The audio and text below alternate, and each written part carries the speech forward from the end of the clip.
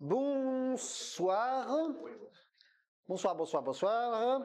Donc, cette petite conférence est organisée par l'association française transhumaniste Technoprog. Comme le savent certainement certains d'entre vous, cette association s'intéresse à toutes les questions d'augmentation, de modification de l'être humain, particulièrement celles relatives à la longévité, aux améliorations cognitives et aussi aux améliorations intellectuelles. Et par rapport aux questions d'actualité aujourd'hui, il y a dans les domaines parallèles évidemment tout ce qui concerne l'intelligence artificielle et même une intelligence artificielle qui pourrait dépasser l'intelligence humaine.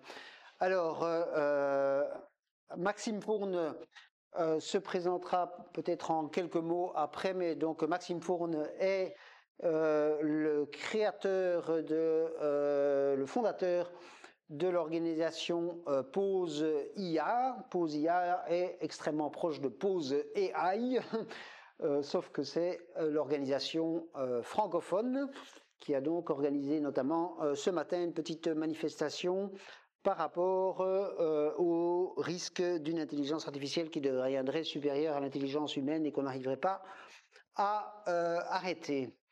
Alors, à l'intérieur de l'association française transhumaniste, il y a, je dirais, deux grandes tendances. Les gens qui sont, pour faire simple, d'accord avec POSIA et ceux qui sont, pour faire simple, pas d'accord avec POSIA. Moi, je fais partie des gens qui sont d'accord avec POSIA, mais ici, je vais tricher, c'est-à-dire que je vais présenter le point de vue, sauf les 5 dernières minutes, je vais présenter le point de vue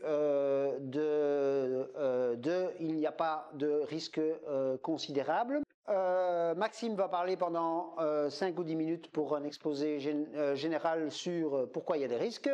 Je vais parler pendant 5 ou 10 minutes sur pourquoi est-ce qu'il n'y a pas de risque. Et puis après, on échangera, nous deux, peut-être juste une ou deux phrases. Et puis après, ce sera les échanges avec la salle. Et donc, vous êtes évidemment plus que les bienvenus pour donner vos idées sur pourquoi est-ce que c'est pour vous dangereux, pas dangereux, et surtout quelles sont vos solutions si vous pensez que c'est dangereux pour diminuer les risques. Voilà, et donc maintenant je cède la parole à Maxime. Ok. Donc une introduction très rapide. J'ai diplômé de l'école centrale de Lyon. J'ai ensuite fait un master de mathématiques à Cambridge et j'ai bossé dans ce qu'on appelle maintenant l'intelligence artificielle pendant environ 12 ans. Donc j'ai commencé par faire du machine learning. Je me suis spécialisé en deep learning autour de 2014-2015, donc des réseaux de neurones artificiels profonds. Et en 2022, je dirigeais une équipe de recherche qui développait un système pour comprendre des documents de la même façon qu'un humain. Et je pense que peu après que j'ai quitté cette équipe, le système que je développais a été complètement supplanté par ChatGPT. Alors que ChatGPT n'a pas été créé pour être cette table. Et puis, c'est juste pas mal la façon dont on fait de l'intelligence artificielle aujourd'hui. En gros, on a un modèle qui marche très bien. On le crée de plus en plus gros et on découvre après l'avoir entraîné de quoi il est capable. Donc en 2022, j'ai arrêté mon travail parce que je commençais à me rendre compte que le Graal de la discipline de l'intelligence artificielle, qui consiste à essayer de créer une forme d'intelligence supérieure à l'être humain, allait peut-être arriver non pas dans 200 ans, mais peut-être dans 5 ans. Et je me suis rendu compte que si ça arrive dans 5 ans, on n'est absolument pas prêt. Sens où il y a depuis 15 ans environ de la recherche en sécurité d'intelligence artificielle qui nous alerte pour nous dire qu'on ne sait pas comment contrôler des systèmes plus intelligents que nous, on ne sait même pas comment comprendre les systèmes qu'on fait en ce moment, et il faut absolument résoudre ces problèmes-là avant de créer des systèmes plus intelligents que nous. Donc je me suis penché sur les arguments des deux côtés. Donc à ce moment-là, j'étais assez convaincu qu'il y avait des risques, ça me paraissait quand même assez intuitif et simple à comprendre. Mais une quelque chose qui est important de faire quand on est convaincu de A, c'est d'aller regarder les arguments qui vont dans le sens inverse. Surtout ne pas se focaliser sur les arguments qui vont dans le sens dans lequel on pense. Il faut essayer de falsifier ces modèles. Donc j'avais un modèle du monde en tête. L'intelligence artificielle, c'est extrêmement dangereux. J'étais assez familier avec tous les arguments qui vont dans ce sens-là, et je me suis dit, peut-être que c'est pas le cas, peut-être que je suis pas familier avec les autres arguments. Donc j'ai fait un projet de recherche pendant 3 mois en rhétorique pour essayer de créer des taxonomies des différents arguments qui vont en faveur de l'existence de risques et qui vont en faveur de l'absence de risque. J'en suis ressorti, je dirais, 10 fois plus terrifié qu'avant, parce que j'ai vraiment pas trouvé grand-chose pour dire qu'il n'y avait pas de risque. Les arguments principaux qu'on entend partout, c'est de la science-fiction. Alors ça, c'est pas un argument. Et je trouve que ça sonne, je pense que pour la plupart des gens, ça peut sonner comme un argument quand quelqu'un vous dit c'est de la science-fiction, mais en fait, il n'y a rien derrière. D'un côté, on a la recherche en sécurité de l'IA, qui a 10 années de papier de recherche qui explique plein de concepts qui peuvent être relativement simples, très compliqués et qui vont en faveur de l'existence de toutes sortes de dangers. Et de l'autre côté, on a des gens qui vont juste dire c'est de la science-fiction. Voilà. C'est devenu d'ailleurs la ligne officielle du gouvernement français depuis hier, puisque au sommet pour l'action sur l'IA, on peut trouver des slogans comme Science, not science fiction, donc qui consiste à dire que la science est de leur côté, la science-fiction, c'est les gens qui disent qu'il y a des risques. Bref, donc à ce moment-là, je me suis dit, qu'est-ce que je peux faire?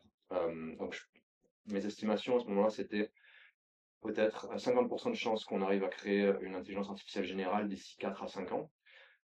C'est toujours à peu près on track. Je dirais que maintenant, il s'est passé environ 2 ans, je pense que ça va arriver dans 2 ans, à peu près.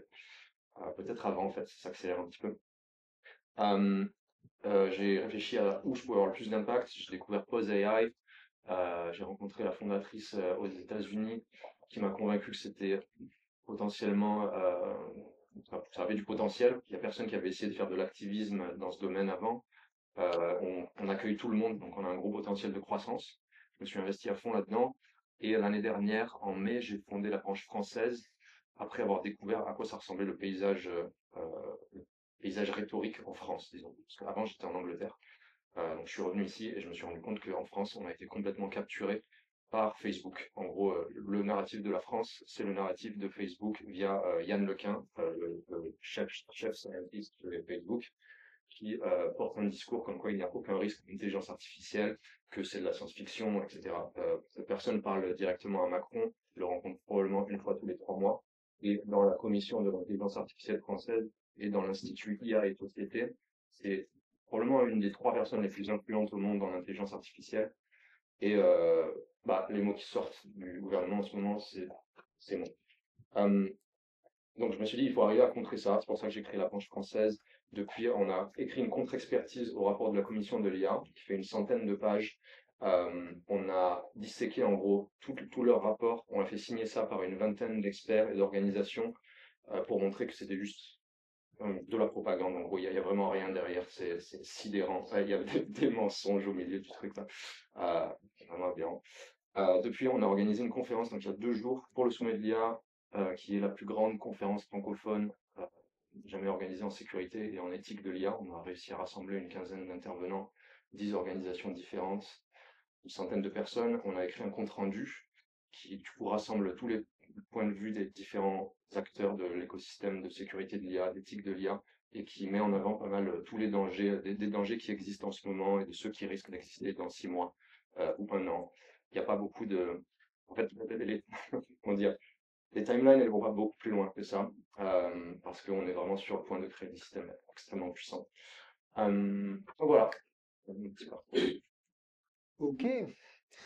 Alors donc pour rappel, je vais maintenant vous présenter le point de vue.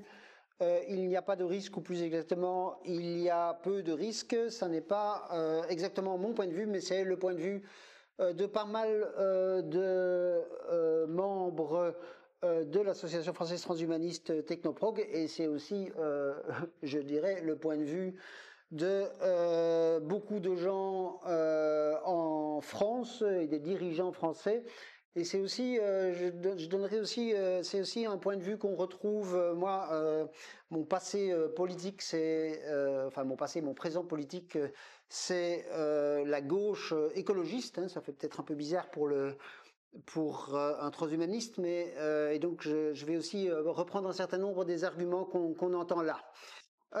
Ok, donc maintenant je commence par la première chose, c'est que pour un certain nombre de transhumanistes, on peut imaginer donc une intelligence artificielle qui dépasse l'intelligence humaine, qui soit consciente et un mécanisme de singularité dans lequel en fait nous arrivons à un monde extrêmement différent, mais un monde dans lequel qui sera favorable à l'extension de la conscience dans l'univers et probablement d'ailleurs à l'extension de la conscience pour des humains qui se, on va dire, mélangent ou qui fusionnent avec la conscience artificielle. C'est d'ailleurs une des idées qui est parfois représentée par Elon Musk, hein, avec les idées lien entre machines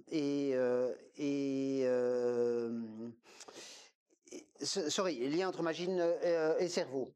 Voilà, ça c'est un premier argument. Alors un deuxième argument, parce que c'est des arguments dans des catégories différentes. Un deuxième argument qu'on entend extrêmement souvent par rapport à l'absence de risque, c'est ce que Maxime a dit, hein, c'est de la science-fiction. Donc imaginez que l'intelligence artificielle nous dépasse, finalement c'est un fantasme qui existe depuis Frankenstein, ou même d'ailleurs qui existe depuis bien auparavant, depuis le golem. L'idée de l'apocalypse est quelque chose que l'humain a toujours aimé se faire peur. Et donc ça c'est selon un certain nombre de gens de la science-fiction, rien que de la science-fiction et pas quelque chose de suffisamment sérieux. Ça fait des siècles, voire des millénaires que nous sommes inquiets et que nous sommes inquiets sans raison. Alors, une autre chose, donc en supposant que il sera un jour possible d'avoir une intelligence supérieure à l'humain, il n'empêche que nous aurons quand même toujours le contrôle, on pourra toujours retirer la prise, ça c'est aussi un argument qui est donné. Alors, je sais que les personnes qui travaillent sur les questions d'intelligence artificielle disent oui, mais en fait, on ne pourra pas retirer la prise parce que une IA supérieure à l'humain est capable de prendre des décisions que nous ne maîtrisons pas, mais n'empêche qu'il y a des projets, notamment d'ailleurs dans les gens qui sont en faveur de la réduction des risques, des projets de faire une sorte d'intelligence artificielle qui reste dans une boîte, disons, et qui ne puisse pas sortir de la boîte, et dans lequel les mécanismes qui sont créés pour que cette intelligence artificielle progresse l'empêchent tout à fait de prendre le contrôle. Ok, alors ensuite peut-être un autre argument, c'est oui, le renforcement de l'intelligence artificielle comprend des risques, mais pour le moment, la situation, c'est qu'on n'est pas entre des risques de destruction par l'intelligence artificielle et pas de risque. On est dans une situation dans laquelle on est absolument certain qu'on va mourir de maladies liées au vieillissement. Et donc, permettre à l'intelligence artificielle de se développer et de nous dépasser, ça va être aussi ça peut être une manière de nous sauver, tout simplement. Donc c'est le choix entre des risques liés à l'intelligence artificielle et d'autres risques, enfin plus exactement la certitude que nous mourrons de maladies liées au vieillissement si on n'arrive pas à y échapper, et aussi d'autres risques, dont le risque pas du tout négligeable de guerre nucléaire.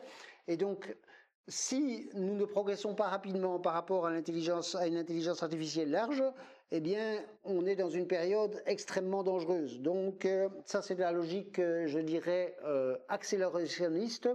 Dépêchons-nous de quitter cette zone dangereuse et arrivons à une zone dans laquelle une intelligence artificielle globalement bienveillante nous sauvera tous, pour faire simple. Alors, et par rapport à ça, donc il y a deux gros arguments. Un que vous avez probablement déjà entendu, qui est globalement, il y a quand même si c'est pas un lien absolument strict, et même si les êtres humains particulièrement intelligents sont aussi capables de faire le mal, il y a quand même globalement une certaine corrélation entre la sagesse et l'intelligence. Donc on peut s'imaginer que la probabilité que si nous créons une intelligence supérieure à l'humain, elle soit meilleure que nous, est quand même supérieure à la probabilité qu'elle soit moins bonne que nous. Et la dernière chose que je n'entends pas tellement souvent, mais moi, donc parce que je t'ai entendu notamment dire cela, et j'ai entendu d'autres dire cela. Oui, l'être humain. Enfin, chaque fois que dans l'histoire de la vie, il y a eu une forme de vie supérieure, elle a éliminé les autres formes de vie. En fait, ça n'est pas vrai. Hein. Je veux dire, on cohabite avec toutes sortes de formes de vie. Et depuis maintenant depuis maintenant plus d'un siècle, nous, humains, sommes particulièrement attentifs à garder les autres espèces. Mais aussi, ce qui me fascine, c'est que, par exemple, dans ma cave, j'ai des souris. Hein, les souris, elles sont quand même moins intelligentes que moi, plus petites que moi, et j'arrive pas à m'en débarrasser. Donc, même des rats et des souris, moins intelligents que nous, moins puissants que nous, on n'arrive pas à s'en débarrasser quand on veut s'en débarrasser. Voilà, je pense que j'ai donné les arguments. Évidemment, je suis bien conscient que certains des arguments sont contradictoires les uns avec les autres. Ah, et j'oublie le dernier argument entendu, on va dire, surtout dans la gauche intellectuelle francophone. La raison pour donc vous savez que parmi les gens qui dénoncent, parmi les gens qui s'expriment par rapport au risque existentiel, il y a des gens comme Musk, Sam Altman, d'autres. Et donc ces gens sont des grands dirigeants informatiques. Donc en fait la raison pour laquelle ils font ça, c'est pour nous faire peur par rapport à un avenir relativement lointain, et pour qu'on oublie ce qu'ils font par ailleurs pour s'emparer du pouvoir aujourd'hui. Voilà. Ça, c'est une vision un peu conspirationniste, complotiste, mais qu'on entend très souvent. Et c'est quand même exact en ce qui concerne Sam Altman, que c'est un de ses moyens de fonctionner, de dire « Ah, attention, il y a plein de risques et il faut faire attention, retenez-moi. » Et puis, une fois que Sam Altman est au pouvoir, une fois que Elon Musk est au pouvoir, à ma connaissance, mais ce serait intéressant si vous en savez plus, à ma connaissance, Dodge et toutes les décisions prises par le gouvernement américain en matière technologique, ça n'a pas été plus de précautions, mais moins de précautions avec la suppression notamment du Presidential Order de Biden. Bon, ça c'est normal, Trump a éliminé tout ce qui était Biden, mais il n'a pas pris d'autres positions. Voilà, je pense que j'ai fait le tour peut-être un peu mélangé, mais quand même de toutes les raisons pour lesquelles nous ne risquons rien. Voilà, je me suis presque convaincu moi-même. Okay. À toi pour la réponse, et puis je répondrai, et puis on fera... L'idée, Donc, je m'embrouille peut-être un petit peu avec le dernier, mais il y en a un dont je me souviens et je peux répondre à Vas-y. le premier. C'est l'idée qu'on est déjà dans une période assez catastrophique pour l'humanité. Il y a de gros défis devant nous. Bon, celui que tout le monde a en tête, c'est l'urgence climatique. Il y a les risques de guerre nucléaire qui sont en train de s'exacerber, les déstabilisations politiques. Il y a le- les astres informationnels. Bon, celui-là, je le mettrais déjà dans la catégorie de l'intelligence artificielle, mais ce qui est en train de se passer aux États-Unis, où Trump a pris le pouvoir, Elon Musk est aussi au pouvoir, on peut dire que ça exacerbe les dangers des tensions géopolitiques, etc. Et je pense que c'est un argument qui a été pas mal mis en avant récemment par le philosophe Nick Bostrom, qui pense globalement que là, dans les 20 prochaines années, l'humanité va faire face à des défis existentiels de toute façon. Il va y en avoir plusieurs. J'ai oublié de reparler du risque de pandémie qui, au final, est un des risques les plus catastrophiques pour l'humanité. Bon, on n'a pas changé grand-chose depuis le Covid, tous les indicateurs sont toujours au rouge. Donc, étant donné qu'on va faire face à un risque existentiel bientôt, il vaut mieux faire face à celui de l'intelligence artificielle en premier. Parce que si on réussit ça, donc de son point de vue, si on réussit à créer une intelligence artificielle surhumaine, on pourra ensuite utiliser ça pour résoudre tout le reste de nos problèmes. Donc, au lieu d'avoir à faire face à plusieurs crises les unes après les autres et à toujours s'en sortir, on n'aurait à faire face qu'à une seule crise. Et une fois qu'on est passé outre ça, on est tranquille. Et on est dans une espèce d'utopie. D'ailleurs, son dernier livre s'appelle Deep Utopia, l'utopie profonde. Euh, alors, ma réponse à ça, c'est que, certes, mais pourquoi faire les choses bêtement?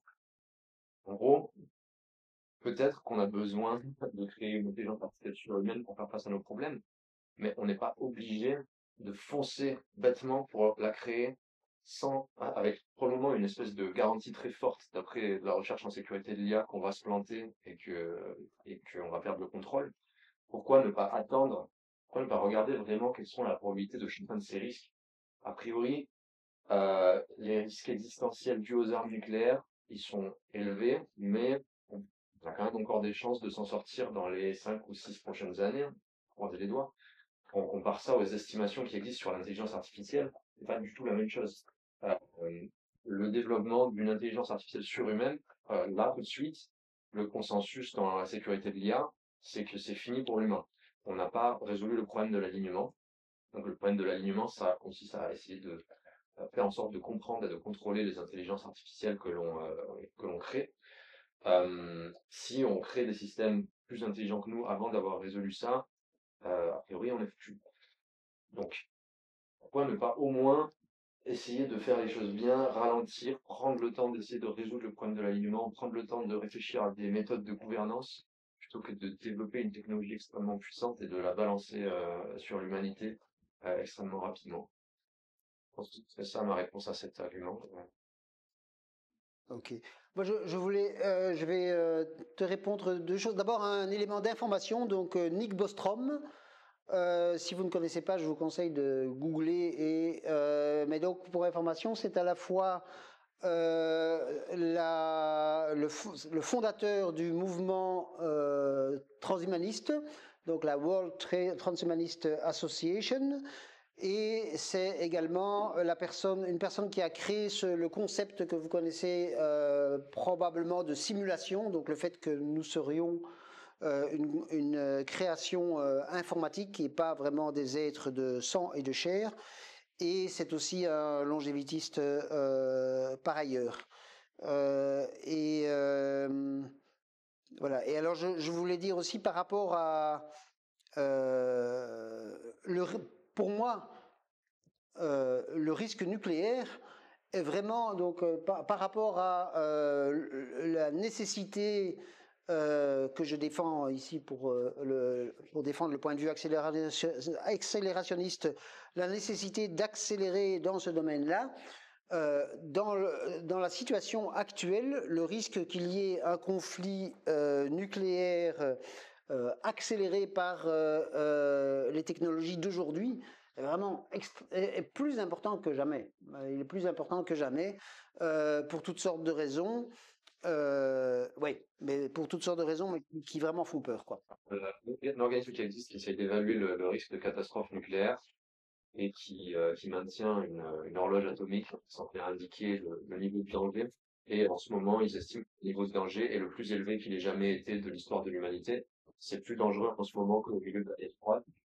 Euh, et donc, c'est vraiment quelque chose à prendre au sérieux. Je pense que la question qu'il faut se poser, c'est est-ce qu'on a vraiment de meilleures chances si on fait des intelligences artificielles surhumaines là tout de suite que si on fait face au risque de guerre nucléaire? Et je pense que c'est pas le cas pour toutes sortes de raisons. Je pense vraiment que l'intelligence artificielle en ce moment, elle offre une panoplie qui est tellement vaste que au contraire, elle promet d'exacerber le risque de guerre nucléaire au lieu de le réduire. Ok. Est-ce que tu as d'autres choses à me répondre? Peut-être sur la question, enfin sur l'aspect, enfin deux choses que je disais. Donc d'une part, bah oui, finalement, nous protégeons les autres espèces moins intelligentes que nous. Pourquoi est-ce que ça ne se passerait pas, pourquoi est-ce que ça ne se passerait pas dans le futur avec une intelligence supérieure? Peut-être une chose quand même aussi, donc toi, ici, tu dis, ben voilà, et un certain nombre de gens qui sont dans la salle, comme Jérémy, disent la probabilité que ça se termine mal est pas loin de 100%. Attention, les experts en matière d'intelligence artificielle disent qu'il y a des risques considérables. Par contre, le nombre d'experts en matière d'intelligence artificielle qui dit nous sommes foutus, ça c'est quand même beaucoup plus faible. Il y a la personne dont j'oublie toujours, j'arrive jamais à prononcer le nom, Eli. Roman Yampolsky. Ah oui, et l'autre là, Elise. Eliezer. Voilà, donc il y en a quelques-uns, mais la majorité, c'est jusqu'à 50%. Peut-être est-ce que tu peux développer là-dessus et sur le fait, ben, nous arrivons à défendre les espèces moindres que nous. Pourquoi est-ce qu'une intelligence supérieure à nous ne le ferait pas encore mieux? Bah, déjà, peut-être sur le niveau de risque, c'est extrêmement difficile à évaluer, principalement parce que c'est une technologie qu'on est en train de créer. Donc c'est pas juste comme si il y avait une météorite qui était en train de foncer vers la Terre et on déterminait quelle est la probabilité qu'elle punch la Terre. Donc là, on parle de d'humains qui sont en train de créer une technologie. Donc il faut arriver à prendre en compte est-ce qu'ils vont continuer à la créer ou est-ce qu'ils vont se réveiller à temps pour arrêter. Donc quand les gens donnent leur probabilité d'extinction humaine avec l'intelligence artificielle, faut pas oublier que ça englobe la possibilité qu'on se réveille et qu'on arrête de créer ce système. C'est pour ça que moi, si on me demande ma probabilité d'extinction humaine avec l'intelligence artificielle, je vais donner un chiffre comme chose comme, j'aurais du mal à estimer, mais entre 10 et 90%, peut-être autour de 50%. Mais la raison pour laquelle c'est pas 100%, c'est parce que je pense qu'il y a encore une chance que les gens se réveillent à temps et qu'on ne fasse pas ça. Par contre, si on suppose que l'on continue de créer cette technologie dans l'état actuel de nos connaissances, sans prendre le temps de résoudre le problème de l'alignement, en mettant tout en open source accessible à tout le monde, alors là, je passe à du 95%, en gardant 5% de marge que je ne comprenne rien à rien, parce qu'on n'est jamais trop sûr et vaut mieux toujours avoir un petit peu d'humilité épistémique. Euh, mais pour en revenir du coup à l'autre point, la raison pour laquelle on coexiste, oui, on coexiste avec plein d'autres espèces moins intelligentes que nous. Alors déjà, bon, c'est un argument qui me fait un petit peu sourire parce que quand même, faut voir la tête de l'espèce moyenne en termes de souffrance sur cette planète en ce moment. Parmi les grands mammifères, la moyenne, c'est quoi? C'est une poule en batterie quelque part. Il y a des, C'est pas un mammifère. Je suis formel. euh, Mais les vaches et les cochons, c'est pas beaucoup. On est d'accord. les êtres qui ont exprimé ça sans être offensif envers ces êtres. Un cerveau suffisamment développé pour qu'on soit à peu près certain qu'ils sentent de la souffrance, qu'ils aient une forme de conscience. Un exemple typique, ce serait une poule en élevage en batterie. Je sais plus les chiffres, mais il y en a entre des centaines de milliards, il me semble, sur cette planète. Et c'est pas un sort très enviable. Le truc aussi à prendre en compte, c'est les échelles de temps. C'est-à-dire que là, ça fait un instant très très bref dans l'histoire de l'humanité où on a vraiment commencé à prendre le contrôle de cette planète de façon incroyable. Donc l'être humain existe depuis entre 100 000 et 1 million d'années, selon comment on classifie l'être humain. Et on a vraiment accéléré notre développement que depuis quelque chose comme 2, 3, 4, 5 000 ans, quelque chose comme ça. Et bon, c'est une croissance exponentielle. En ce moment, c'est en train d'exploser depuis la révolution industrielle. Du coup, la coexistence des êtres vivants avec nous, elle est, euh, il faut regarder la dynamique. La dynamique, là, en ce moment, c'est une fin de coexistence très rapide. On est en train d'observer la plus grande extinction de masse sur cette planète, causée par nous. Donc, en supposant qu'il n'y ait pas d'intelligence artificielle et qu'on continue juste sur notre lancée, on peut être à peu près certain que dans 50 ans, et il n'y en a plus des animaux, des insectes. On continue à transformer la planète en parking géant. Bon, tout dépend de ce qui se passe. Mais je trouve que cet argument de dire qu'on coexiste, il oublie la dynamique en cours. Il oublie qu'on n'a peut-être pas vocation à coexister avec eux pendant très longtemps. Et encore moins si on développe une intelligence artificielle surpuissante qui risque de faire ses propres trucs. Juste un point technique vraiment parce que ça m'intéresse. L'élimination d'un certain nombre d'êtres vivants, notamment en Océanie, c'est un mécanisme qui a débuté il y a 30-40 000 ans. Voilà. Donc on a pas mal éliminé notamment la faune d'Océanie, mais aussi d'autres espèces animales, il y a déjà relativement longtemps. Euh, et ouais, c'est juste un point technique, mais c'est bon de savoir.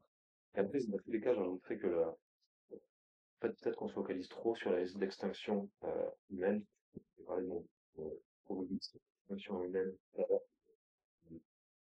c'est assez difficile. Je pense que c'est très probable, mais ce qui est le plus certain, c'est la perte de contrôle.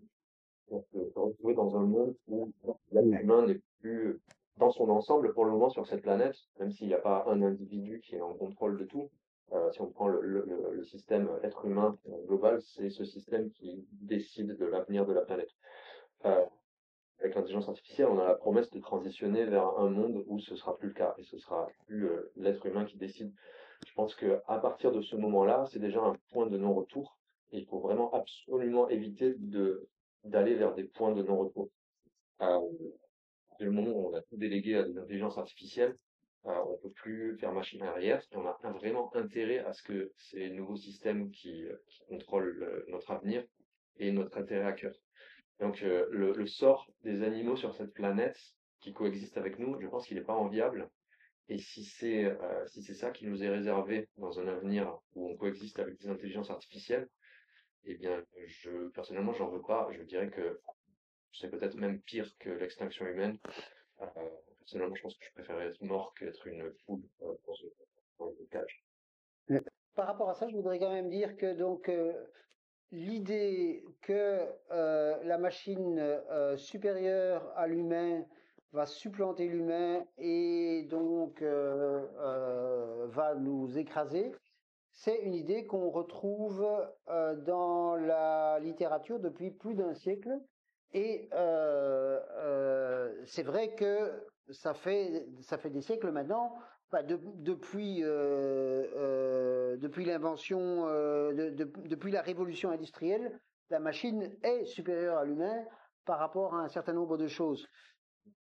Il n'est pas inimaginable que l'intelligence artificielle continue à devenir supérieure à l'humain pour toutes sortes de choses, y compris enfin, je veux dire, euh, pour presque tout, sans que nous perdons, enfin, avec la conservation du contrôle par l'humain. Donc, si on regarde un petit peu ce qui se passe dans une machine, ça fait longtemps, hein. Je crois que ça a commencé avec l'invention de la roue.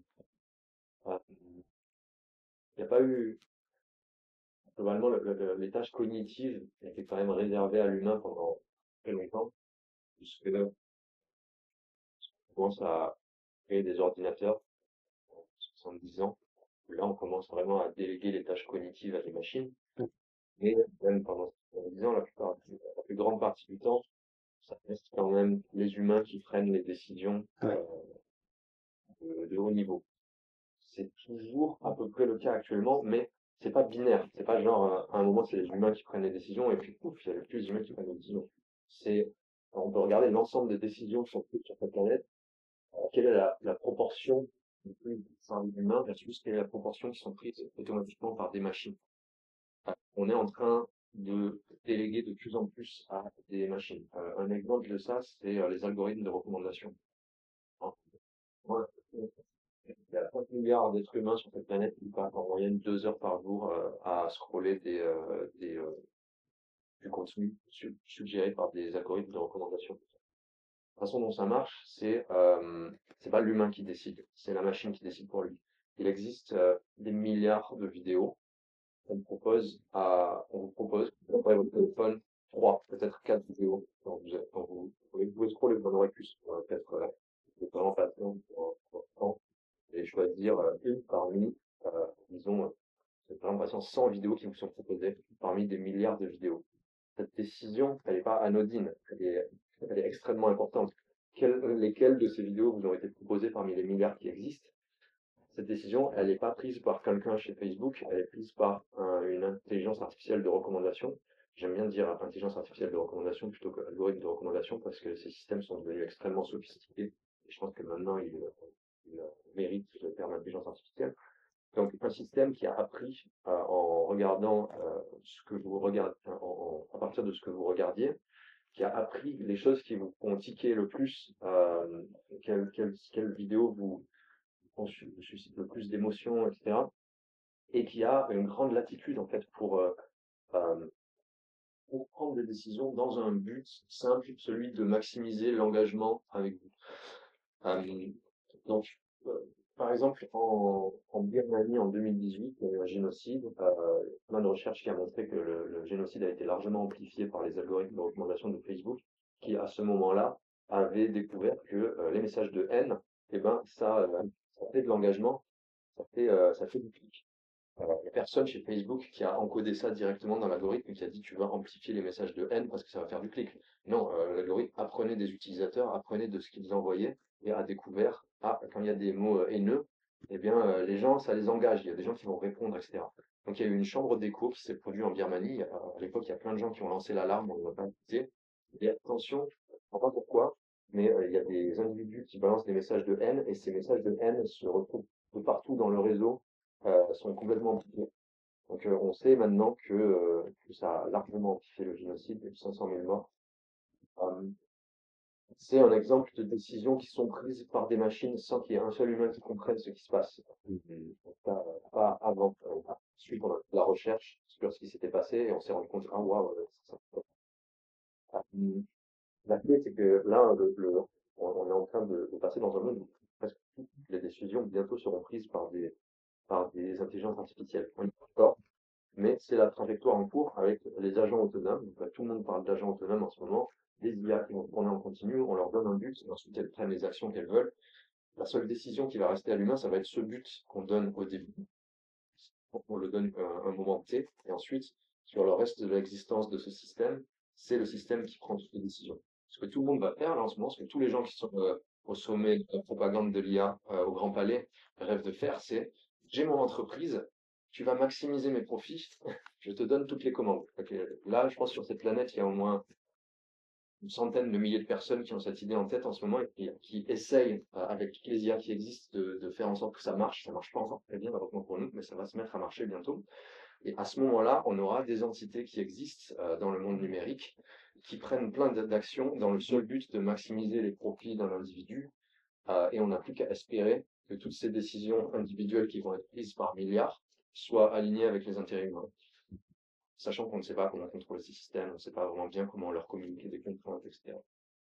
Du coup, la perte de décision humaine, elle est graduelle, elle est en train de s'accélérer. Et à partir du moment où il y a des avions autonomes dans tous les sens, on va aussi avoir l'apparition de mécanismes de compétition, de mécanismes même je dirais de biologie évolutionnaire, où s'il y a une entreprise qui décide de tout déléguer à une IA, versus une entreprise de gens gentils qui décide, ah ben non, nous on va pas utiliser d'IA parce qu'on trouve que c'est pas bien. L'entreprise qui va tout déléguer à une IA, elle fonctionne 24 heures sur 24, 50 fois plus rapidement qu'un humain, avec 1 million d'employés. Parce que ça peut se copier-coller des intelligences artificielles assez facilement, le coût va être extrêmement faible par rapport à des humains. Donc l'entreprise gentille, elle a aucune chance. Juste, elle va être oblitérée directement. À partir du moment, et du coup, juste les dynamiques de compétition vont faire que dès que ces agents autonomes existent et fonctionnent bien, on n'aura plus que des entreprises automatisées dans tous les sens qui vont prendre. Et quand même, je voudrais quand même mettre la nuance. Donc c'est l'entreprise méchante dans un système dans lequel ça fonctionne bien. Et je voudrais quand même relativiser par rapport à tout ce qui est jusqu'ici, toutes les campagnes, on va dire, automatisées. Les résultats sont quand même relativement faibles. On a tendance à surestimer, par exemple, le fameux c'était comment encore Cambridge Analytica. Aujourd'hui, on considère que l'influence était. Enfin, ça a une influence, mais c'est une influence à la marge de 1 ou 2%. Maintenant, je propose de passer à la salle, à vos questions, peut-être d'abord à Maxime, mais aussi à moi, le cas échéant. Et ça m'intéresse si jamais vous pouvez donner, mais vous n'êtes pas obligé, mais si vous pouvez donner votre PIDOOM, hein, donc PIDOOM, c'est-à-dire le pourcentage, la probabilité que vous estimez que les choses se passent extrêmement mal pour l'être humain si les choses continuent comme elles sont, comme elles s'annoncent. Voilà, mais vous n'êtes pas obligé. Et donc, allez-y et je donnerai la parole. Ce que je vous propose aussi, c'est d'essayer de limiter à 2 minutes. Voilà. Et questions, mais aussi point de vue. Et Sydney et puis madame. Bonjour. Du coup, moi, c'est Noélie. Et donc je m'appelle Noélie et du coup moi pour répondre du coup la proportion pourcentage, enfin de quel côté je me place, moi je dirais je sais pas 10% que ça se passe mal. Enfin moi je suis plutôt à l'opposé en mode je vois pas qu'est-ce qui peut. En fait pour moi le truc principal que je me dis c'est que ben comme tu l'as dit même dans le cas on va dire qui impressionne le plus les entreprises créées par enfin via des IA et tout ça, bah il y a quand même un but humain derrière. Enfin, comme ChatGPT actuellement, on lui donne quand même un but. Enfin, jusqu'à présent, en tout cas, ce qu'on a vu, c'est des IA où on leur donne un but à effectuer et enfin, elles le font à leur manière. Et du coup, enfin, pour moi, pour qu'il y ait un vrai risque, il faut, enfin, je crois que c'est ce que vous avez appelé singularité. Enfin, il faut qu'il y ait quelque chose qui émerge comme une sorte de truc qui, en fait, aurait sa propre volonté et qui commence à faire n'importe quoi et ça mènerait à je ne sais quoi. Mais, enfin, pour moi, j'ai du mal à imaginer ça parce que pour moi, les IA, c'est plein de conditions dans les informatiques et tout ça et c'est des trucs qu'on entraîne à faire des choses. Et on leur demande un but et elles le font et elles sortent, elles font le truc et tout. Mais elles ont pas leur propre, enfin elles vont pas faire leur propre décision en mode tuer, enfin tiens je vais tuer l'humanité ou enfin. Du coup j'ai un peu de mal à visualiser, enfin concrètement ça ferait, enfin comment une IA arriverait à éteindre l'humanité. Voilà, c'est ça ma question. Je te demandais de clarifier ta définition de décision. Euh, Une définition qui soit applicable à l'humain et pas aux intelligences artificielles qui existent en ce moment. qui soit applicable à l'humain, mais pas aux intelligences. Bah, c'est de sa propre volonté, quoi. Comment tu définis volonté? Qu'est-ce qui viennent pas d'un humain, justement. C'est circulaire pour volonté. Ouais, c'est un cas extrêmement important dans ce débat. Parce que beaucoup de gens disent les IA n'ont pas de volonté, n'ont pas d'intention, n'ont pas de pouvoir décisionnel, mais ils n'expliquent pas ce qu'ils veulent dire par là. Il faut regarder les choses empiriques. Qu'est-ce qu'une IA ne peut pas faire qu'un humain peut faire? C'est son algorithme. Qu'est-ce que ça veut dire? Par exemple, il a un code source et finalement le code source, j'imagine quand même qu'il correspond à certaines règles. Après, bien entendu, ça dépend des ingénieurs qui codent. Ça, je sais pas, faut les rencontrer. Et à mon sens, quand on parle d'intelligence artificielle, l'erreur très souvent, à mon sens, qui est faite, c'est le fait qu'on met en évidence l'intelligence artificielle sans mettre en évidence les ingénieurs qui, eux, ont une forme de volonté, qui peuvent en quelque sorte insuffler à l'intelligence artificielle. Mais du coup, pour moi, la volonté de l'intelligence artificielle n'existe pas. C'est plutôt son code source, c'est les autorisations qu'on donne à cette intelligence, ou pas. Ça tombe bien parce que j'étais ingénieur en intelligence artificielle, donc j'en ai insufflé pas mal des volontés. Ce qui est vraiment important, c'est qu'on est tout dans le paradigme des programmations classiques, où on dicte ce que le programme va faire. Programmation classique, c'est vraiment une liste de règles et il y a les suites. Non, là, en gros, au niveau fondamental, il y a des règles, quelque chose de vraiment fondamental, du style, un neurone, il reçoit de l'information d'un autre neurone, il l'envoie au neurone suivant. C'est ça les choses qu'on encode. Ok, donc moi, quand j'ai créé des intelligences artificielles pour jouer automatiquement à des jeux en ligne, c'est ce que je faisais. Je créais des couches de neurones et je me disais, ok, là, je vais faire en sorte que quand il y a une image qui arrive à mon intelligence artificielle, je voudrais qu'elle prenne en compte les 5 pixels qui sont ici et qu'elle envoie ça aux couches suivantes du réseau de neurones. Et ensuite, j'ai un algorithme qui optimise et qui dit, ah oui, s'il y a une erreur, alors je vais propager dans cette partie-là du réseau de neurones pour corriger les erreurs. C'est tout ce que je comprends. C'est tout ce que tous les ingénieurs en intelligence artificielle, c'est à peu près tout ce qu'ils comprennent des systèmes qui existent en ce moment.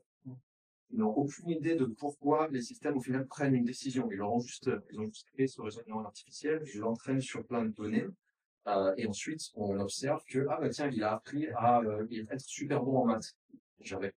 Personne n'avait aucune idée que ça allait se produire, ça s'est produit. Et ça, c'est des propriétés qui émergent. C'est d'expliquer pourquoi, tout simplement parce que les systèmes sont juste trop complexes pour qu'on comprenne ce qui se passe. Et a priori, du mieux qu'on connaisse le fonctionnement de notre cerveau, c'est très similaire, en fait.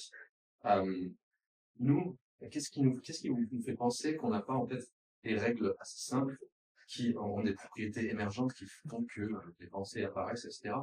Du mieux qu'on sache de la neurologie, notre cerveau, c'est un ensemble de couches de neurones qui communiquent les unes avec les autres. Et avec l'approche réductionniste, comme ça, on peut utiliser exactement le même argument. On peut utiliser exactement les arguments que tu as utilisés pour te prouver que les humains ne peuvent pas prendre de décision. Au final, les humains, c'est un système physique avec des petites portes qui envoient des messages par-ci, par-là. Donc, il ne peut pas y avoir de volonté là-dedans, il ne peut pas y avoir de décision. Le problème, c'est que, au final, je pense qu'on peut de toute façon s'en sortir sans trop aller dans ces directions-là, en considérant juste les IA comme des systèmes hautement chaotiques.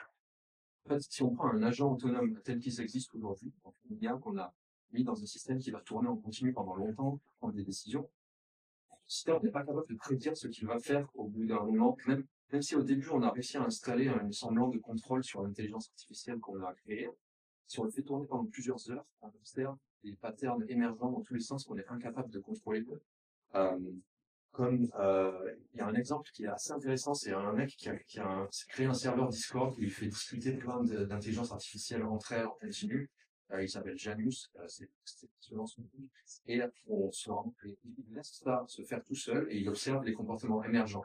Il y a des IA qui se mettent à torturer d'autres IA. Il y a des IA qui partent dans des crises existentielles sans fin. Il y a des IA qui tout ça, c'est complètement imprévisible. C'est juste personne sur cette planète n'est capable de regarder une IA et de savoir que ça va se passer. Il n'y aurait pas une confusion plutôt entre l'indétermination qui pour moi est totalement humain et le hasard, vu que bien entendu je mets pas en évidence, enfin je dis pas qu'il n'y a pas de hasard dans les systèmes d'algorithmes, il y a une part de hasard et après avec un retour introspectif sur le plan intellectuel, on peut parvenir à tenter de comprendre ces conditions d'émergence là, mais malgré tout, par exemple le logiciel dont tu parles et que tu as formé sur les jeux vidéo, ils vont pour l'instant en tout cas, ils vont pas passer dans un autre domaine du réel sur le plan de la discipline. C'est-à-dire ils vont pas passer du jeu vidéo à par exemple la pêche, les abeilles ou les poules. Ils vont rester dans une forme de compréhension des jeux et à partir de là, ils vont réussir à travers la mécanique du jeu à avoir des conditions d'émergence. Par exemple, quand tu parles des mathématiques, moi la première chose qui me vient, c'est peut-être que pour pouvoir être fort dans un jeu vidéo, il faut avoir des bases en mathématiques et donc l'intelligence artificielle s'est développée en mathématiques en vue de pouvoir faire en sorte d'améliorer ses performances de jeu. Je suis d'accord avec ce que tu dis sur l'IA qui joue au jeu. Ce que j'appellerais ça une IA étroite, c'est pas du tout une IA générale comme ce qu'on est en train d'essayer de créer maintenant, c'est juste une IA qui joue à des jeux vidéo. Une IA qui joue aux échecs, par exemple, elle a très peu de chances de devenir surhumaine en piratage informatique du jour au lendemain, parce qu'elle opère dans un domaine étroit. Le problème, c'est quand on crée des IA générales qui opèrent sur le domaine de l'univers, le monde entier. Alors, la valeur donnée, c'est ce qui existe, c'est des images, du texte, etc. Comme nous, elles commencent à avoir accès à de plus en plus de données comme nous. Et elles essayent d'optimiser pour un but, alors on voit apparaître ce qu'on appelle de la métacognition. En fait, ce que tu décris pour les humains, moi, c'est vraiment ce que j'appellerais de la métacognition. C'est-à-dire, on réfléchit à un problème, et puis d'un seul coup, on se pose, et on se rend compte, ah, mais en fait, il y a un problème plus global, du style, j'ai vraiment, je bosse pour une boîte d'intelligence artificielle, j'essaye d'optimiser leurs algorithmes, et à un moment, je me rends compte, en fait, pourquoi est-ce que je suis en train de faire ça? Est-ce que c'est vraiment une bonne idée pour l'humanité, etc. Ça, c'est ce que j'appellerais de la métacognition. La métacognition, elle est en train d'apparaître dans les IA en ce moment. Il y en a déjà beaucoup, on peut la mesurer. Il y a plein d'IA qui commencent à développer de la conscience de soi. Donc, conscience pas avec un grand C. Faire attention, les gens qui vont entendre le mot conscience, ils vont se dire what the fuck. Alors, conscience de soi, la définition stricte, c'est un système qui prend en compte sa propre existence dans ses décisions, qui est capable de comprendre, de prendre en compte qu'il est une entité dans le système qu'il est en train d'essayer d'optimiser lui-même. Donc, en ce moment, Claude, il y a plein d'expériences qui ont été faites sur lui, où on lui fait croire qu'il va être arrêté avant qu'il puisse atteindre son but, et il est capable de prendre en compte cette information pour se dire, ah, mais en fait, si je suis arrêté, je ne vais pas atteindre mon but, donc je vais me copier-coller, je vais me dupliquer sur un autre endroit de ce serveur, ou alors je vais aller hacker tel système, où je vais faire croire à mes développeurs que, en fait, je suis plus gentil, donc je suis aligné avec ce qu'ils pensent, etc. Donc, tout ça, c'est déjà observé, il y a plein de papiers de recherche là-dessus. Donc, on observe a priori, c'est une forme de métacognition qui se développe. Et ça, c'est extrêmement dangereux. On sait que ça fait des années qu'on prédit que ça va apparaître, c'est en train d'apparaître. Les prochaines étapes, c'est une volonté de survivre, parce que si on veut atteindre un but, qu'on est suffisamment intelligent, on se rend compte que si jamais on les éteint, si jamais on nous arrête, on va pas atteindre ce but. Tout ça, ça se développe. Il n'y a pas besoin qu'il y ait une conscience derrière. Je dirais, il n'y a même pas besoin, s'il existe quelque chose chez les humains qui est une espèce de volonté, d'intention intrinsèque, je pense pas qu'il y en ait besoin dans ces machines pour que on observe des comportements qui ressemblent déjà à ceux des humains en termes de métacognition qui sont très dangereux. Alors bonjour, donc moi je m'appelle Sydney.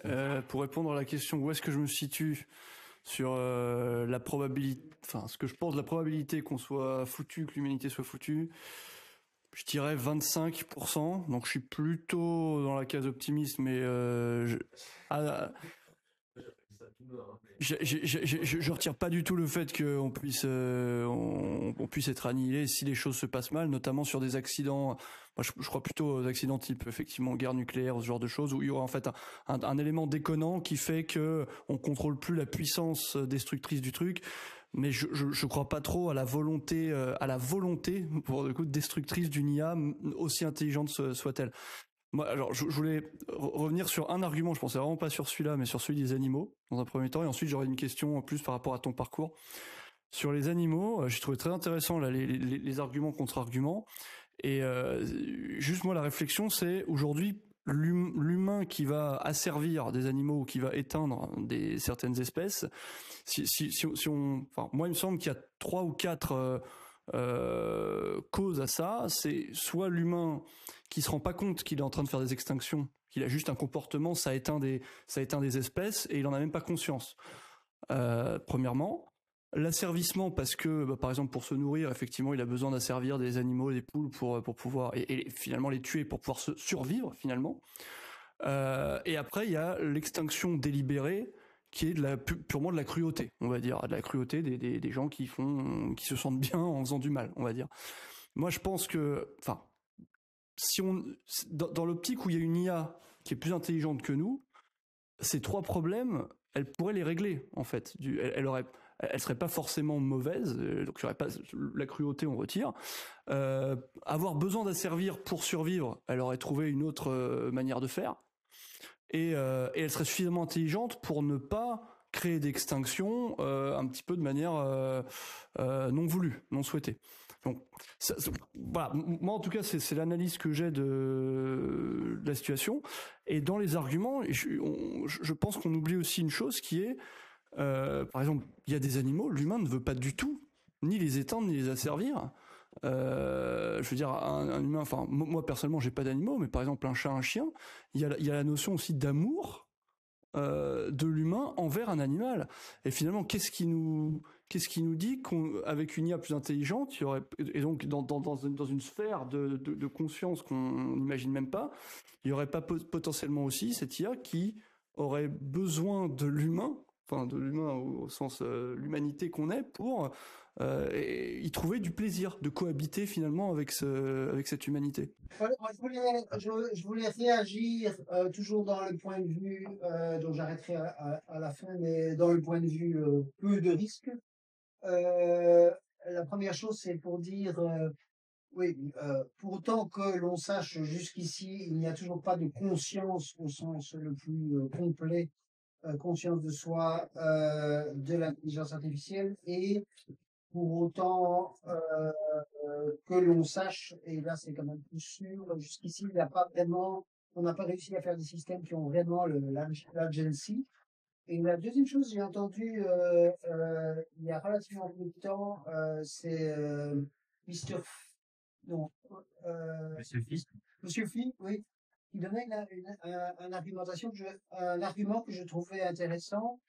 C'est finalement ce qu'essayent de réaliser ceux qui font des systèmes de LLM, c'est se baser sur les connaissances communes. Et dans les connaissances communes, il y a toujours, comment dire, des bonnes intentions qui reviennent. Et donc, c'est plus compliqué de créer une intelligence artificielle mauvaise que de créer une intelligence artificielle bonne. Ça revient toujours,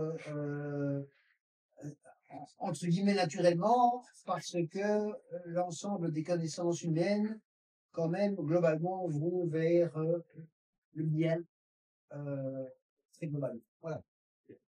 Je vais commencer par tes questions que j'ai encore un peu en tête. Donc sur les animaux, tu disais il y a plusieurs raisons pour lesquelles j'en fais pas cool avec eux. Je suis d'accord sur l'analyse. Je pense que je suis d'accord pour dire qu'il n'y a pas de raison pour qu'une IA soit comment dire, malvolence, soit malveillante avec les humains. Il n'y a pas de sentiment de malveillance par défaut. Mais par contre, du coup, ça annule aussi le dernier. Si on accepte ça, on pourrait dire qu'il n'y a pas de sentiment d'amour. Sauf si on part sur quelque chose comme il existe une morale absolue, un système éthique absolu vers lequel les entités les plus intelligentes convergent. Ce qui n'est pas impossible. Donc là, on part assez profondément dans la philosophie, mais l'idée, c'est peut-être que oui, il y a une forme de... Peut-être qu'il existe une moralité ultime vers laquelle des systèmes plus intelligents convergent. Malheureusement, ça ne s'observe pas à l'échelle de l'être humain. Ça a l'air d'être assez orthogonal. On a des gens extrêmement intelligents et extrêmement peu éthiques. C'est peut-être toujours possible parce que le spectre de l'intelligence humaine est très petit. En fait, il n'y a pas une énorme différence entre Einstein et une des personnes les moins intelligentes sur cette planète par rapport à ce qui peut exister comme forme d'intelligence. Du coup, peut-être que dès qu'on sort de cette distribution, alors là, les systèmes convergent vraiment vers une morale absolue.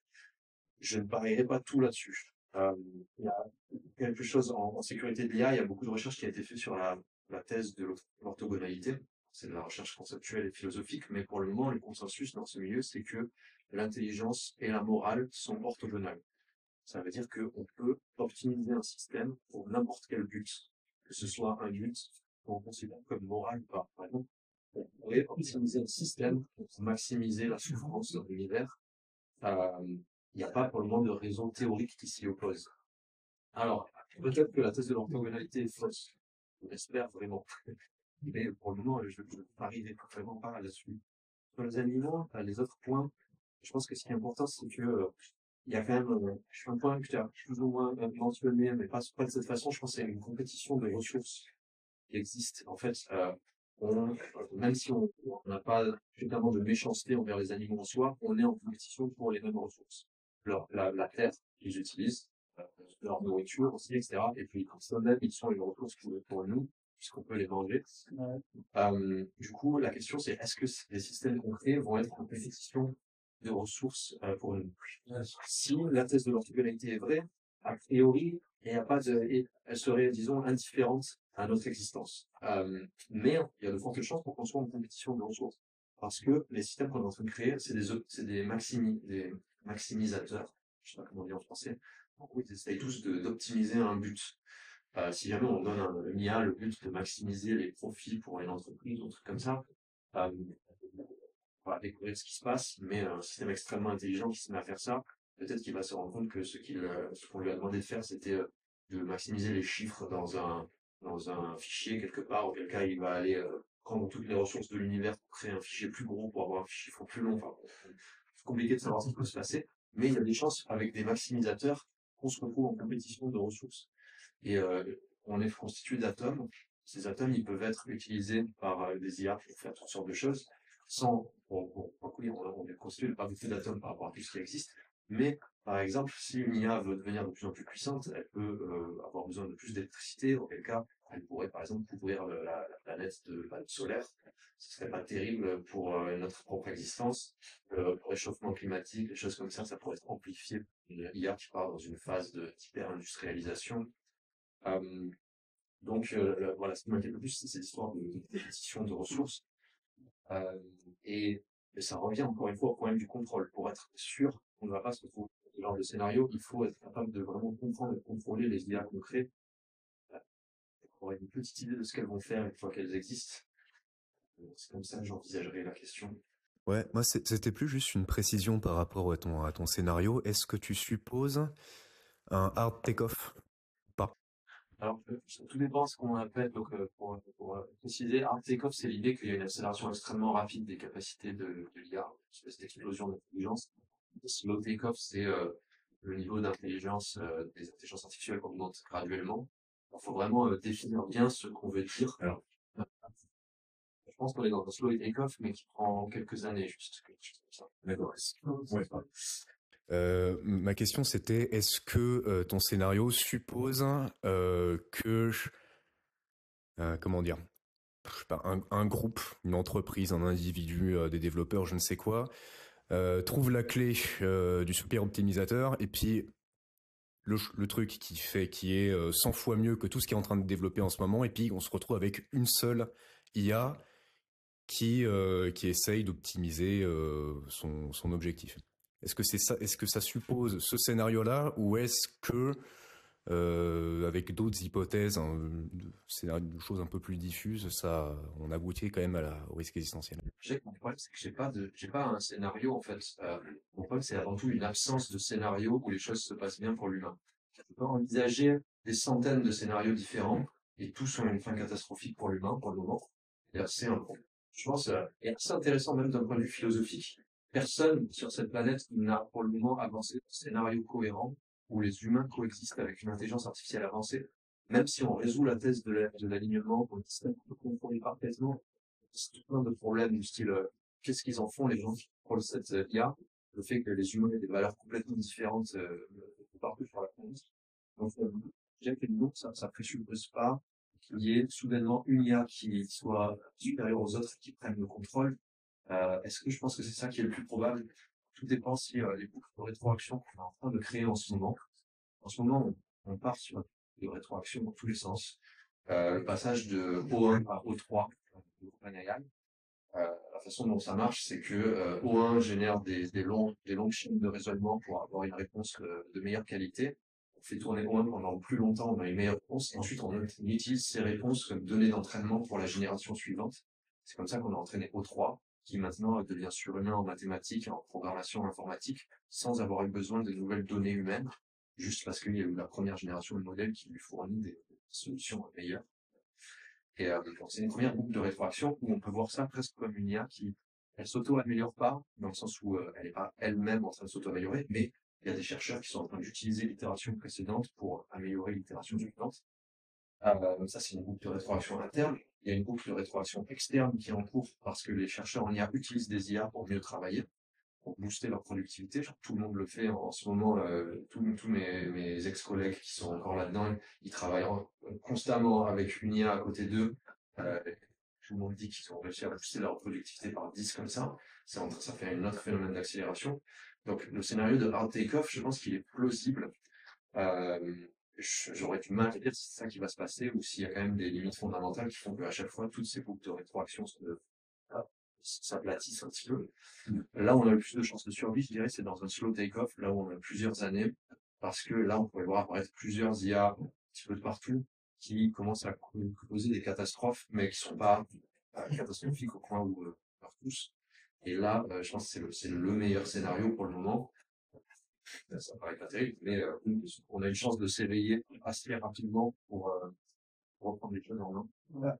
Là, je trouve quand même que tu exagères en disant il n'y a pas de scénario dans lequel les choses se passent bien. Moi, j'en vois quand même, je dirais qu'il y a 3 grands types de scénarios au moins dans lesquels les choses se passent bien pour l'humain. Un scénario très transhumaniste, c'est fusion entre l'intelligence artificielle et l'intelligence humaine, et tout cela se dirige vers un environnement meilleur pour tous. Le deuxième scénario, c'est le scénario, on va dire, oracle, c'est-à-dire que on maîtrise l'intelligence artificielle et qui devient supérieur à l'humain, mais qui reste dans une boîte et qu'on utilise pour s'améliorer. Et le troisième scénario, c'est une intelligence artificielle supérieure à l'humain, bénévole, et qui donc réalise des choses qui nous transforment dans un monde meilleur, et dans un monde meilleur qui est inimaginable pour nous, un peu comme pour des chimpanzés, ils ne peuvent pas imaginer autre chose que beaucoup de bananes, alors qu'on peut imaginer un monde infiniment meilleur. Donc, dire qu'il n'y a que des scénarios négatifs, ça me paraît quand même excessif. Je savais pas que, je vois des incohérences quand même, mais c'est vrai que dans les 2 derniers, je pense que moi, dans le premier, par contre, pour moi, je trouve pas ça. J'ai du mal à imaginer ça, l'idée qu'on puisse intégrer une IA avec un humain et amplifier comme ça notre propre intelligence. Le problème, c'est que, imaginons un cafard qui soit intégré dans l'intelligence d'un humain pour avoir une comparaison, c'est quand même un scénario étrange. Et on imaginerait que le cafard reste en contrôle de l'humain. En tout cas, je pense que le problème de ce scénario, c'est juste que malheureusement, on n'est vraiment pas du tout en état d'arriver à ce stade-là de compréhension du cerveau avant de créer des intelligences artificielles surhumaines. Là, il y a de fortes chances pour qu'on arrive à créer des intelligences artificielles surhumaines dans 2 ans.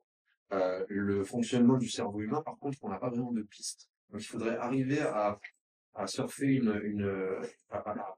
à faire une espèce de numéro d'équilibriste. On arrive presque à des intelligences artificielles surhumaines, on s'arrête, on utilise ça pour comprendre le fonctionnement du cerveau, intégrer tout ça avec le cerveau. C'est plutôt un... Bon, j'ai du mal à y croire. Juste les deux derniers scénarios. L'oracle. Ouais, l'oracle, le problème pour moi, c'est la puissance qu'on donne à une personne sur cette planète qui utilise l'oracle. Comment est-ce qu'on gère ça en tant que société?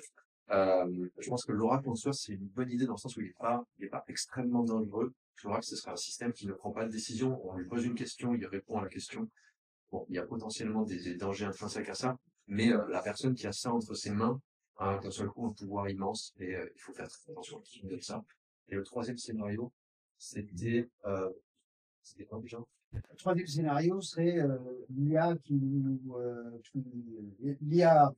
avec de bonnes intentions qui crée des choses encore mieux que ce qu'on peut imaginer. Alors ça, c'est le Hail Mary, je dirais, scénario. C'est-à-dire que ça, c'est équivalent, je pense, à ce que je disais tout à l'heure, où il faut espérer que la moralité soit quelque chose d'absolu. Une intelligence artificielle supérieure converge naturellement vers ça. Et c'est vrai que s'il y a une forme de cohérence, ça peut donner de l'espoir, mais je pense vraiment pas qu'on devrait parier là-dessus. J'accorde, je pense que ça reste un scénario qui peut être cool. Ici, je suis toujours dans l'avocat du point de vue. Je donnerai mon avis sur la fin. Et donc, je pense qu'il y a au moins 1, 2, 3. J'ai une petite remarque par rapport à la réponse que tu m'avais donnée tout à l'heure vis-à-vis de la conscience de soi Et ça m'a fait penser justement aux cellules. Est-ce que ça veut dire du coup que tu considères que parce qu'une cellule, elle est en interaction avec son environnement et qu'elle arrive à s'immerger dans cet environnement et à interagir avec les autres cellules, que ça veut dire qu'elle est consciente pour autant? Je m'explique. Je veux dire par là que c'est pas parce qu'on est en interaction avec son environnement et qu'on arrive à communiquer des informations dans un environnement qu'il y a la conscience de soi qui émerge. Les cellules en sont l'exemple. Je ne pense pas qu'ici quelqu'un pense que les cellules sont conscientes ou qu'elles s'approchent de la conscience de soi. Et après, du coup, je veux aussi en venir à une autre question. Là, enfin là, une question, vu que là, c'était une remarque. La question, c'est aussi par rapport à l'intelligence artificielle.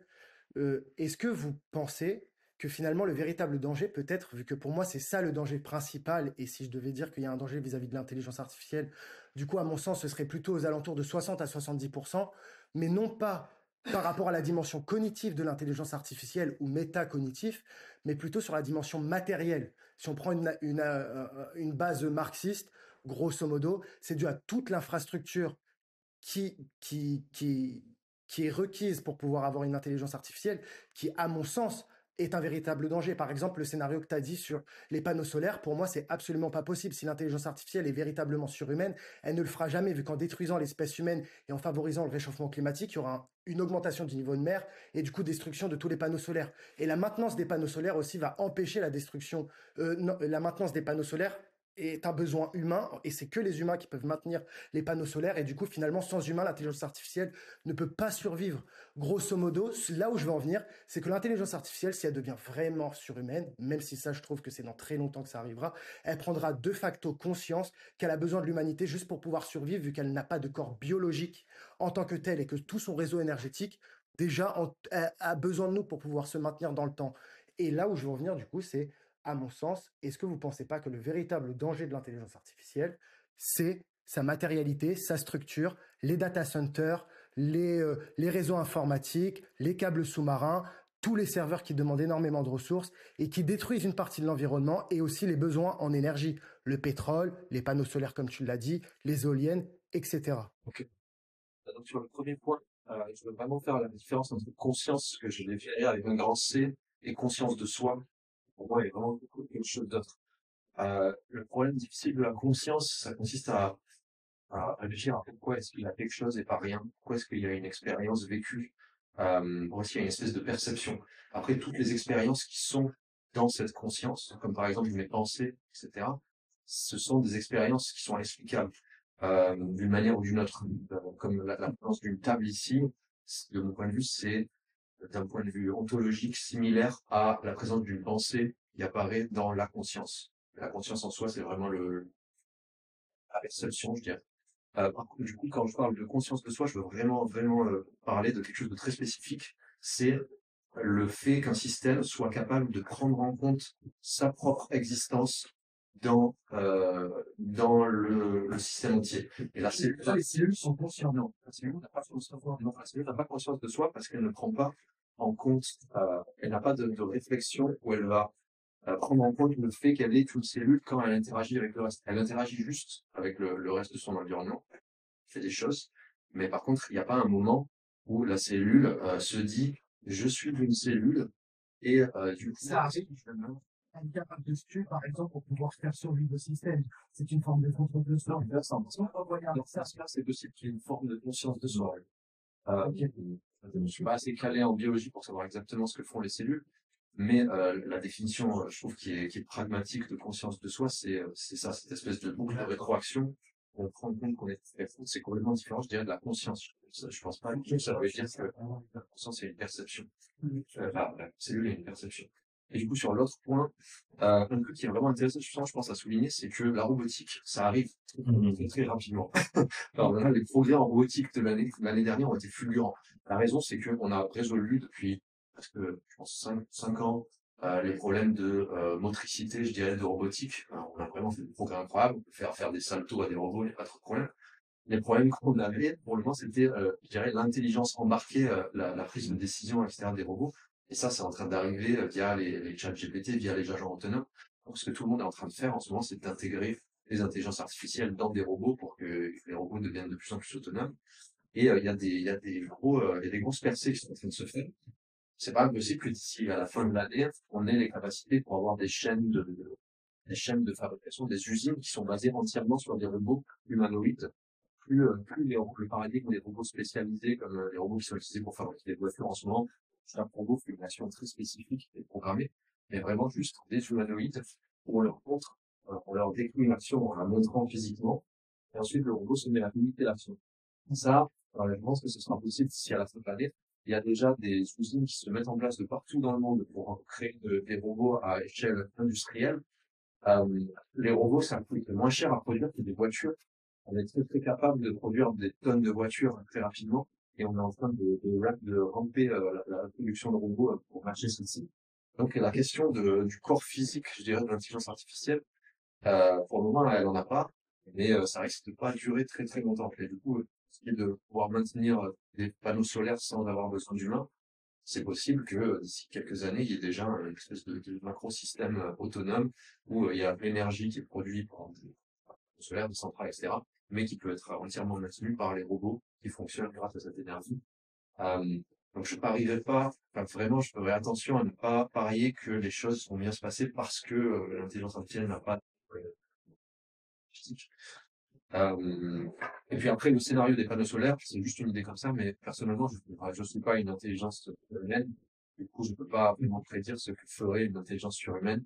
Et je pense que elle verrait venir des choses comme le réchauffement climatique fait monter les eaux et du coup, les panneaux solaires sont submergés, puisque par définition, c'est un système dont je suppose qu'il est plus intelligent. Voilà. Ok. Donc, maintenant, donc c'est la fin de cette discussion. Je voulais d'abord en quelques minutes donner vraiment mon point de vue sur le fond, en commençant par deux choses. D'abord, donc il y a vraiment pour moi des risques tout à fait considérables liés à une intelligence artificielle qui dépasserait l'humain.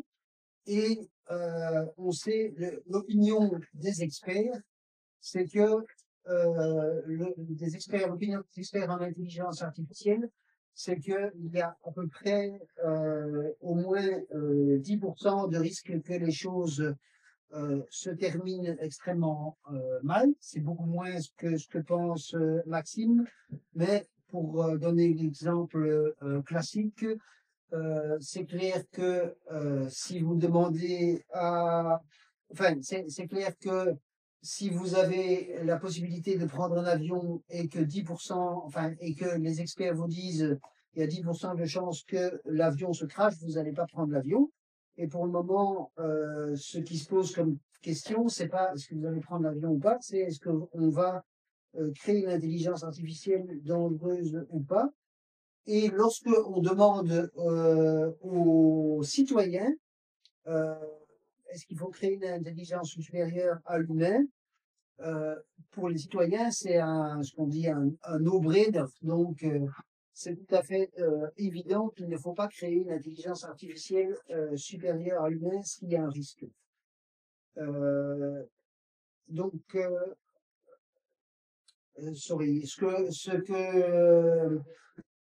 que je veux dire, c'est que pour moi, il devrait y avoir une priorité absolue de la part des chercheurs en intelligence artificielle et de la part des décideurs pour faire des recherches par rapport à la limitation des risques. Ça n'est pas la situation actuelle du tout au niveau notamment français et pour moi c'est tout à fait lamentable que ça ne soit pas. C'est urgent de faire changer d'avis les décideurs à ce niveau-là. Ça peut être notamment entre Xi et Trump, il pourrait y avoir des choses qui se passeraient. Ça pourrait être au niveau des responsables de l'Union européenne. Je ne sais pas comment faire changer les choses, mais c'est urgent. Voilà. Ça, c'est je dirais, conclusion personnelle. Et maintenant, je donne la parole à Maxime par rapport à sa conclusion. Déjà, je voudrais dire désolé pour les mauvaises nouvelles. Mais bon, je ne place pas. Forcément, en tout cas, je préfère être au courant des choses plutôt que faire l'autruche. Et je pense que le problème, c'est que quand on apprend ce genre de choses, on a tendance à sombrer assez rapidement dans du défaitisme, du style, bah, qu'est-ce que je peux faire? De toute façon, les mécaniques sont en jeu, je les passe complètement. Et malheureusement, c'est quand on commence à penser comme ça que on a perdu. Je pense que c'est vraiment de l'hyperstition. Donc c'est une forme de superstition qui se réalise parce qu'on y croit. Une prophétie autoréalisatrice. Si jamais moi je décide que je peux rien faire pour changer les choses, eh ben, c'est certain que je vais rien pouvoir faire pour changer les choses. Mais il reste de l'espoir. Donc là, en moins d'1 an, j'ai lancé Posia. On a déjà réussi à avoir des articles dans les plus gros journaux en France, le Zone, la Express, etc. En faisant quelques manifestations de rien du tout. En 3 heures dans la rue, 10 personnes avec des pancartes, faire bien attention à prévenir les journalistes avant, hop, on avait une tribune dans Le Monde. On a réussi à organiser des conférences d'assez haut niveau avec très peu de moyens. On a réussi à faire venir parmi les plus grands experts en France en intelligence artificielle. On a commencé à créer une coalition. Qu'est-ce qu'on a fait? On a fait plein de trucs. On a rédigé une contre-expertise au rapport de la commission de l'IA qui est bien mieux écrite que le rapport de la commission de l'IA. L'impact, il faut vraiment pas supposer qu'on va être tous comme nous, tout seuls, on va changer les choses. Mais en fait, ce qui compte, c'est d'insuffler un espoir aux gens autour de nous et de les pousser à eux aussi s'y mettre et de créer une réaction en chaîne. Encore une fois, là, on est confronté à un phénomène exponentiel avec des boucles de rétroaction dans tous les sens. Ce qu'il faut faire pour contrer ça, c'est créer un phénomène exponentiel, nous aussi. Arriver à soi-même convaincre 10 personnes qui vont, elles, convaincre 10 personnes, etc. Il y a des playbooks pour ça, il y a des gens qui ont étudié la façon dont l'information se répand dans les réseaux sociaux. Sinon, je propose de continuer les Ouais, autour d'un verre. Donc, n'oubliez pas, si vous n'avez pas encore consommé, de consommer. Et si vous voulez pas payer, c'est moi qui paye. Voilà. Et merci. Et donc, n'hésitez pas encore. Et si vous avez une idée géniale, donnez-la. Merci.